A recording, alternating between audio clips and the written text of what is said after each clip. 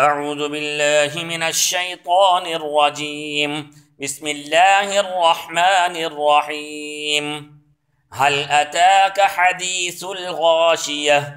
وجوه يومئذ خاشعة عاملة ناصبة تصلى نارا حامية تسقى من عين آنية ليس لهم طعام إلا من ضريع لا يسمن ولا يغني من جوع وجوه يومئذ ناعمة لسعيها راضية في جنة عالية لا تسمع فيها لاغية فيها عين جارية فيها سرر مرفوعة وأكواب موضوعة ونمارق مصفوفة وزرابي مبثوثة أفلا ينظرون إلى الإبل كيف خلقت